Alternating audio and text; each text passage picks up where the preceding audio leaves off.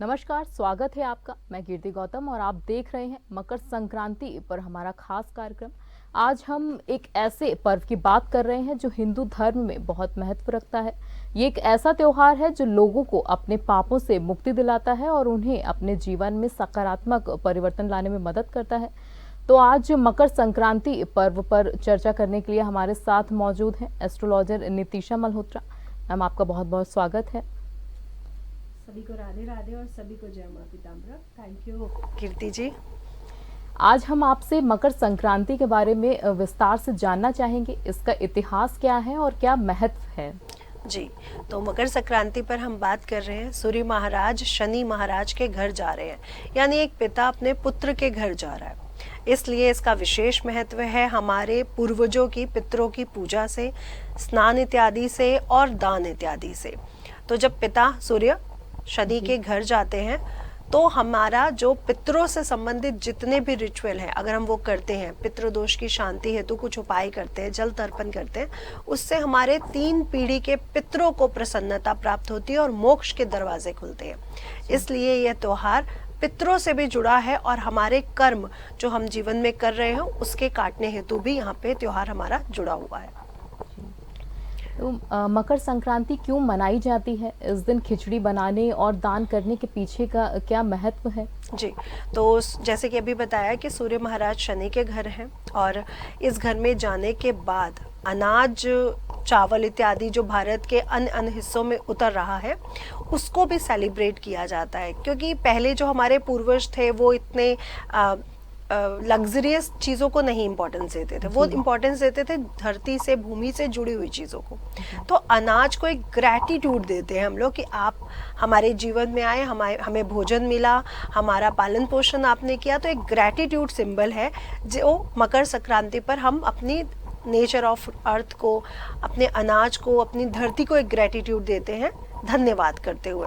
और दूसरा जो खिचड़ी की आपने बात करी, पहली बात तो खिचड़ी भी एक ग्रेटिट्यूड सिंबल है और साथ ही साथ खिचड़ी क्यों बनाई जाती है? एक दाल और एक चावल के मिश्रण को, जो आत्मा और परमात्मा का जो मिश्रण है, दोनों को कहते हैं ना, मिला जुला के एक व्यंजन तैयार किया जाता है जो हमारी हेल्थ के लिए भी बहुत अच्छा होता है। तो ये आत्मा, क्योंकि चावल आप देखते हैं बहुत जल्दी कुक हो जाता है, वहीं काले उड़द की दाल कुक होने में बहुत समय लगती है।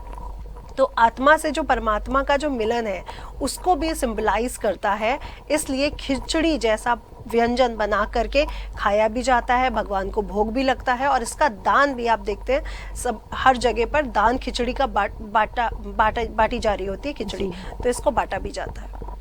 हमने देखा है मैम कि इस दिन विशेष रूप से तिल का दान किया जाता है। लोग तिल के लड्डू भी खाते हैं, दान भी करते हैं, तो इसका क्या महत्व है? जी, सूर्य इस दिन उत्तरायण होते हैं। हमें महाभारत से एक कथा मिलती है जहाँ पे भीष्म पितामह जी ने वेट किया है, वो तीरों की शैया में पड़े हैं और वो वेट कर रहे हैं कि जब सूर्य उत्तरायण होंगे मैं तभी अपने प्राण त्यागूंगा। तो सूर्य का उत्तरायण होना, मकर राशि में प्रवेश करना, पितरों से जो उनसे संबंध है उसको दिखाता है, ताकि हमारे पितृ भी हमसे प्रसन्न रहें और हम अपने जीवन के खेल में आगे बढ़ सके।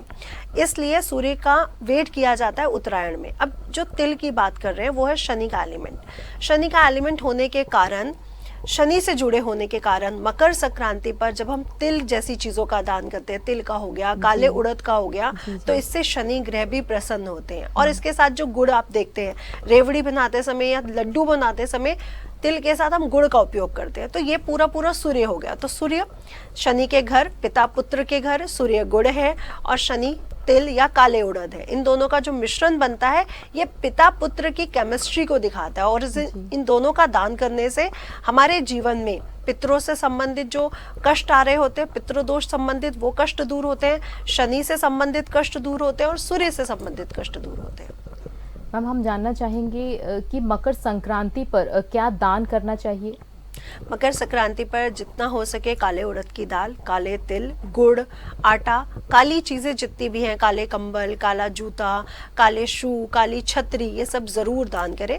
ठंड के दिन है और अच्छा रहेगा काले कंबल का दान करना, काले जूते दान करना और काले तिल। अब हम काले तिल को समझते हैं, काले तिल की तासीर बहुत गर्म है, शनि ग्रह बहुत ठंडे हैं, नाइट्रोजन गैस के साथ जुड़े होने के कारण जब हम काले तिल देते हैं उनके नाम से, तो शनि ग्रह की प्रसन्नता हमें मिलती है, क्योंकि ठंडा ग्रह है ना। अब हम उन्हें थोड़ी सी गर्मी दे देंगे तो प्रसन्नता तो हमें मिलेगी मिलेगी। मकर संक्रांति पर गंगा स्नान का अपना महत्व होता है और इस बार तो महाकुंभ भी है। अगर महाकुंभ जाना संभव नहीं हो तो महाकुंभ की पवित्रता पर कैसे अनुभव करें? जी, पहली बात तो मकर संक्रांति पर जितने भी नदियां सरोवर है उनके स्नान का एक विशेष महत्व है। और दूसरा 144 साल के बाद इस बार महाकुंभ पड़ रहा है। हर 12 साल में कुंभ पड़ता है, तो 12 इंटू 12 144, तो 144 ईयर्स के बाद, और ये जीवन में दूसरा मौका मिलेगा ही नहीं जो 144 ईयर्स के बाद हमें मिल रहा है कि हमें महाकुंभ की वो मिल रही है। और मकर संक्रांति पर शाही स्नान भी है, और शाही स्नान होने के कारण जो 9:03 के बाद का स्नान करता है 14 जनवरी को, उसे मकर संक्रांति का भी वो मिलता है पुण्य, और साथ ही साथ आपके शाही स्नान का भी पुण्य मिलता है। तो इसलिए नदी इत्यादि यहाँ पर स्नान जरूर करें। अच्छा, नदियों में क्यों स्नान किया जाता है? पहले तो नदियों को, स्पेशली गंगा नदी को मोक्ष से जोड़ा गया है ना। इसे भगीरथ जी लाए ही अपने पूर्वजों के मोक्ष के लिए थे।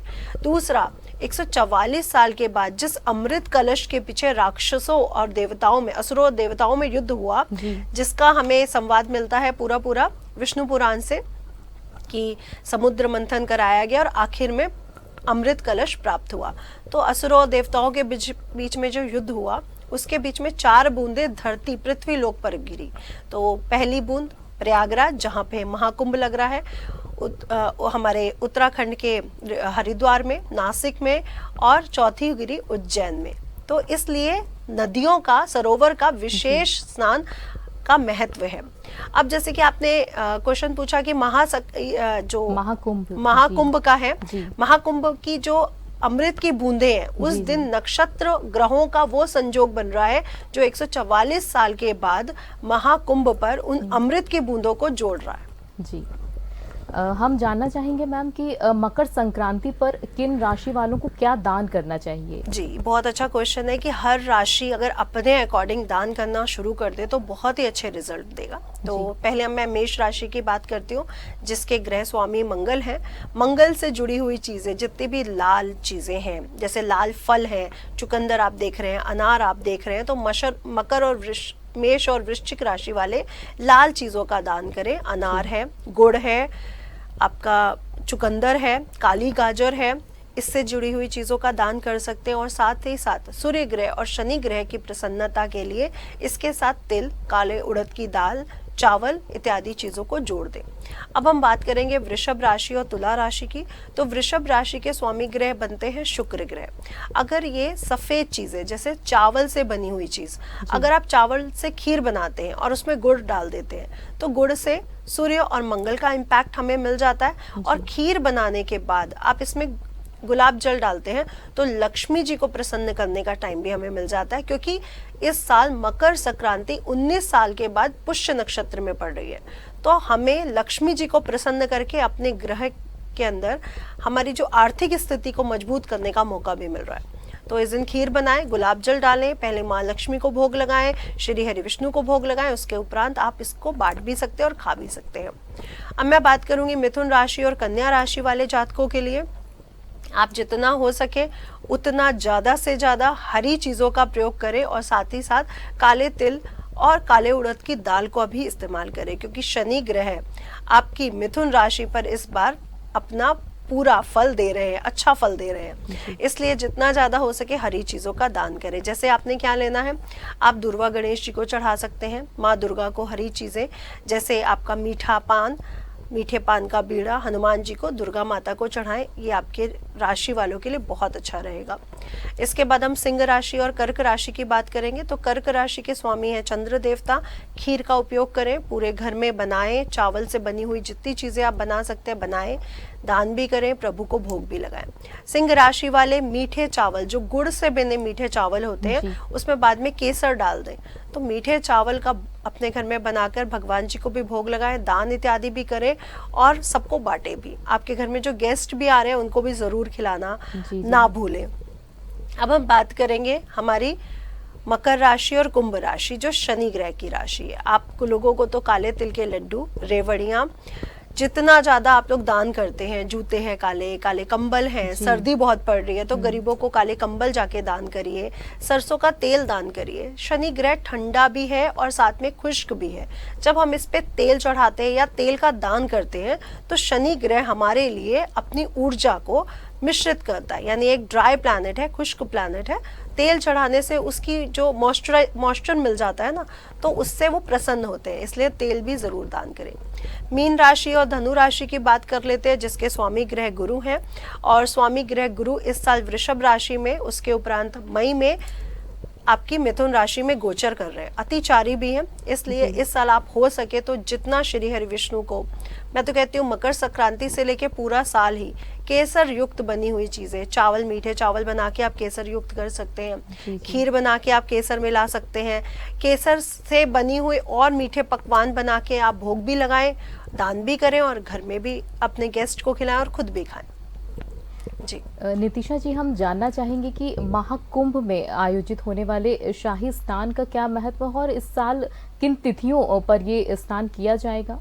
जी, महाकुंभ में शाही स्नान, देखिए महाकुंभ की जो स्पेशल तिथियां होती हैं, पूर्णमासी है, अमावस्या है, जो नक्षत्र के स्पेशल संयोग बन रहे होते हैं, उसे शाही स्नान से जोड़ा गया है और कहा गया है कि अमृत कलश की वो बूंदें इन शाही स्नान पर बहुत ज्यादा ऊर्जात्मक हो जाती हैं। तो सबसे पहला शाही स्नान जो है वो 13 जनवरी, जिस दिन पूर्णमासी पड़ रही है, और खर मास माघ मास पड़ रहा है और इसी की पूर्णमासी पड़ रही है, तो ये सबसे स्पेशल हो जाता है और इसी की पूर्णमासी से ही आपके कुंभ की शुरुआत भी होती है। तो 13 जनवरी, दूसरा मकर संक्रांति, क्योंकि मकर संक्रांति सूर्य ग्रह, शनि ग्रह, पूर्वजों से, पितरों से, विष्णु जी से और सूर्य देवता से जुड़े होने के कारण बहुत ही विशेष हो जाता है। इसके बाद जो तीसरा मुहूर्त आता है वो आता है मौनी अमावस्या, जो 29 जनवरी को पड़ रही है। मौनी अमावस्या का भी बहुत महत्व है हमारे हिंदू धर्म शास्त्रों में। इसके उपरांत 3 फरवरी को पड़ रही है बसंत पंचमी। गुप्त नवरात्रे स्टार्ट हो रहे हैं 30 जनवरी से, तो बसंत पंचमी को बहुत विशेष माना गया है शाही स्नान में। इसके उपरांत आपकी आएगी अगेन पूर्णमासी। पूर्णमासी होने के कारण बहुत ज़्यादा स्पेशल हो जाती है और वो पड़ रही है 12 फरवरी को। इसके बाद 26 फरवरी को हमारी महाशिवरात्रि, जिस दिन हमारा महाकुंभ समाप्त भी हो रहा है और शाही स्नान का विशेष है, क्योंकि जो हमारे साधु महंत, नागा बाबा साधु जितने भी हैं, वो शाही स्नान में सबसे ज्यादा जो विशेष मानते हैं वो शिवरात्रि के दिन को मानते हैं। तो इसी दिन महाकुंभ समाप्त भी हो जाता है। अगर बात की जाए मैम अखाड़े की, इसमें देश विदेश के साधु संतों का अनूठा संगम देखने को मिलता है, मगर इसमें सबसे अलग नागा साधु सिर्फ कुंभ में ही नजर आते हैं, इनका क्या महत्व है? देखिए, हमारे आदि शंकराचार्य जी ने हमारे धर्म की रक्षा के लिए, क्योंकि वो पहले से ही समझ गए थे कि धर्म की रक्षा के लिए आध्यात्मिक किताबों का, हमारे संस्कारों का, हमारी संस्कृति के साथ साथ हमें कहीं ना कहीं अस्त्र शस्त्र भी उठाने पड़ेंगे। और इसको बाद में आप लोगों ने देखा भी, जब मुगल शासकों ने हमारे सांस्कृतिक धरोहर पर जो हमारी नालंदा विश्वविद्यालय जला दिया गया, तो बाद में आप लोगों ने देखा भी, तो इन्होंने साधु संतों की एक ऐसी टीम बनाई, एक ऐसी फौज बनाई जो हमारे धर्म की रक्षा के लिए। अब धर्म की रक्षा के लिए सब साधु संतों में, सारे ही अखाड़ों में जो मेन अखाड़ा, जो मेन वो माना जाता है, वो नागा साधु बाबा है। नागा साधु बाबा का मेन जो काम है वो हिंदू धर्म की रक्षा, संरक्षक के रूप में देखा जाता है। तो सबसे पहला जो स्नान है इन 13 मुख्य अखाड़ों में, वो इन्हीं का ही है। तो इस बार ये स्नान करेंगे। और जो 13 मुख्य अखाड़ों की बात कर रहे हैं, हर अखाड़े का जो महंत होता है, जो मेन वो रहते हैं, वो अपने देवता के साथ इस दिन स्नान करते हैं। जैसे किसी अखाड़े के जो देवता है वो कार्तिक जी हैं, किसी के गणेश जी हैं, तो वो उनके साथ स्नान करते हैं। इसके उपरांत जो मानव जनजीवन है वो स्नान करता है। जी नितिशा जी, ये मकर संक्रांति पर किन नक्षत्रों को लाभ होगा और किसे इस साल हानि होने वाली है? देखिए, ये जो मकर संक्रांति और महाकुंभ के जो नक्षत्र बन रहे हैं, ये तो बहुत पावरफुल हैं। लाभ की बात करूँ तो कुछ लाभ राशि वालों को अधिक लाभ है और कुछ राशि वालों को कुछ कष्ट प्राप्त हो सकता है। अगर हम पूरा निचोड़ अगर आपको निकाल के रखते हैं तो जिनके कर्म बहुत अच्छे हैं उन्हें बहुत अच्छा रिजल्ट मिलेगा, जिनके कर्म बहुत बुरे हैं उन्हें कुछ बैड इम्पैक्ट देखने को मिल सकते हैं। स्पेशली आपको समझना पड़ेगा कि मंगल का साल है 2025 जोड़ने पर, नव वर्ष के साथ साथ मंगल जो 9 नंबर पे आता है, इसके उपरांत फिर से एक नंबर, यानी 9 नंबर के बाद जो डेट आती है वो 10 नंबर, टोटल नंबर 1 आ जाता है सूर्य का साल, तो ये नई शुरुआत को दिखाता है। तो ये साल बहुत अप एंड डाउन की स्थितियां लेके आएगा। कुछ लोगों के लिए मंगल मंगल करेगा, कुछ लोगों के लिए मंगल अमंगल करेगा, तो कुछ लोगों के लिए बहुत हानिकारक रहेगा और कुछ लोगों के लिए बहुत सुख समृद्धि मांगलिक कार्यों को लेकर के जुड़ेगा। मकर संक्रांति पर स्नान और दान की परंपरा सदियों से चली आ रही है, लेकिन इस बार ऐसा क्या दान करें जिससे जिंदगी में खुशहाली आए? देखिए, मकर संक्रांति पर जो विशेष चीजें दान है वो तो चावल, गेहूं, उड़द की दाल, सरसों का तेल, काले तिल का ही दान किया जाता है, गुड़ का ही दान किया जाता है। ये तो दान रहेगा ही रहेगा। लेकिन लक्ष्मी माँ को प्रसन्न करने के लिए मैं आप लोगों से यही रिक्वेस्ट करूंगी कि इस दिन खीर जरूर बनाएं, खीर में केसर जरूर डालें, श्री हरि विष्णु को, सूर्य देवता को भोग जरूर लगाएं, तुलसी पत्र डाल के अपने ठाकुर जी को, उसके उपरांत बाटे भी, घर वाले भी खाएं और जो आपके घर में गेस्ट आते हैं वो भी खाएं, तो बहुत अच्छे रिजल्ट इस साल आपको देखने को मिलेंगे।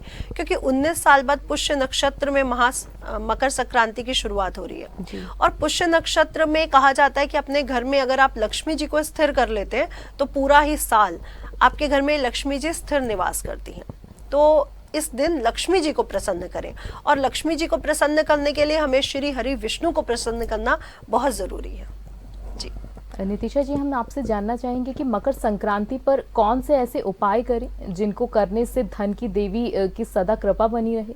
जी, ये बहुत ही अच्छा रेमेडी है और जिसने जिसने किया है उसको बहुत अच्छे रिजल्ट मिले हैं। और स्पेशली इस साल क्योंकि मकर संक्रांति पर पुष्य नक्षत्र पड़ रहा है तो ये साल और भी ज़्यादा स्पेशल हो जाता है इस रेमेडी को लेके। तो आपने एक बैंगनी रंग का रुमाल लेना है। बैंगनी रंग के रुमाल के अंदर 5 तेज पत्ते जो बिल्कुल कटे फटे ना हो, आपके घर की रसोई में मिल जाते हैं, उसको रखिए। एक पीपल का पत्ता उठा के लाइए, पीपल के पेड़ से आप जाइए, जो भी टूट के फ्रेश गिरा हो या आप तोड़ना चाहते हैं तो आप उनसे प्रार्थना करें कि मैं आपको अपने घर ले जा रहा हूँ, वो तोड़ के ले आइए। इससे केसर से, हल्दी से और रोली से, जिसमें थोड़ा सा गुलाब जल और थोड़ा सा इत्र और थोड़ा सा गंगा जल मिला के पेस्ट तैयार करें। पीपल के पत्ते पर एक श्रीम लिखें। श्रीम लिखने के बाद पीपल के पत्ते को सूखने का थोड़ा सा समय दें। इस नीले रुमाल में जहाँ पे आपने 5 तेज पत्ते रखे, इस पीपल के पत्ते को रखें, इसको लपेटें और इसको अपने घर की तिजोरी में रख दें। पुष्य नक्षत्र यानी सुबह 9 बजे के बाद ही आपने रखना है मकर संक्रांति के दिन। फिर आप देखें कि आपके घर में पैसे की स्थिति कैसे स्ट्रांग नहीं होती है। हाँ, पुरुषार्थ तो आपको करना पड़ेगा, कर्म आपको करने पड़ेंगे, लेकिन कुछ रेमेडीज माँ लक्ष्मी जी को भी प्रसन्न करती है। जी, और अपने घर की तिजोरी में इत्र जरूर डाला करें।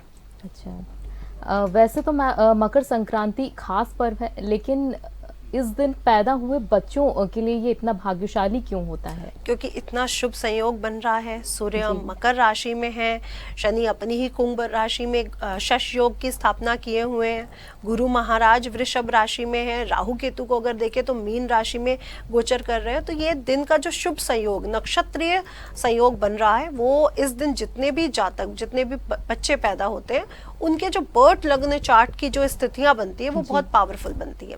इसलिए ये दिन अपने आप में स्पेशल है। और जो बच्चे पैदा हो रहे हैं वो अच्छे भविष्य, उनके अच्छे भविष्य की कामना करते हुए उनके जो अच्छा भविष्य के साथ वो कुंडली लेकर के अच्छे नक्षत्रों के साथ वो पैदा हो रहे हैं। नितिशा जी, हम आपसे जानना चाहेंगे कि मकर संक्रांति के दिन किन राशियों पर बरसेगी कृपा और हमारे दर्शकों को क्या उपाय करने चाहिए? अगर हम मकर संक्रांति पर बात करें तो आप जैसे कि जान ही रहे हैं कि धनु राशि से निकलकर सूर्य महाराज मकर राशि में प्रवेश करेंगे, अपने पुत्र के घर आएंगे। तो सबसे पहले मैं धनु राशि की बात करूं। धनु राशि के स्वामी गोचर गुरु इस साल अतिचारी होते हुए मिथुन और कर्क राशि में गोचर करेंगे। अभी वो वृषभ राशि में गोचर कर रहे हैं, तो इस साल वो एक ही साल में 3 राशि में गोचर कर रहे हैं। जबकि हम जानते हैं कि गुरु महाराज सिर्फ एक साल में एक ही राशि में गोचर करते हैं। ये साल इतना स्पेशल हो रहा है कि गुरु महाराज पहले वृषभ में, फिर मिथुन में, फिर कर्क में और फिर वापस मिथुन में गोचर करेंगे। तो ये साल की वो बन रही है। तो धनु राशि वालों के लिए भी यह साल बहुत अच्छा है। हाँ जी, आपकी ढैया लग रही है, लेकिन अगर आप लोगों के कर्म बहुत अच्छे हैं और अगर आप लोग ये उपाय करते रहते हैं, अपने सामाजिकता पर, अपने नेम फेम पर ध्यान रखते हैं, अपने कार्यों पर ध्यान रखते हैं, तो आपके लिए ये साल बहुत अच्छा जाएगा। पीली चीजों का दान ज्यादा से ज्यादा करें और जल्दबाजी में कोई डिसीजन मत लें। धनु राशि के बाद बात करेंगे हम मकर राशि की। मकर राशि वालों के लिए भी साल बहुत अच्छा है, कुंभ राशि के लिए भी बहुत अच्छा है, मिथुन राशि के लिए भी बहुत अच्छा है, वृषभ राशि के लिए भी अच्छा है, तुला राशि के लिए भी अच्छा है। कुछ ध्यान सिंह राशि वालों को रखना पड़ सकता है, कर्क राशि वालों को रखना पड़ सकता है, अदरवाइज सब राशियों के लिए साल काफी अच्छा है। दोबारा यही बोलूंगी कि आप लोगों को अपने पुरुषार्थ पर ध्यान देना है, आप क्या कर रहे हो।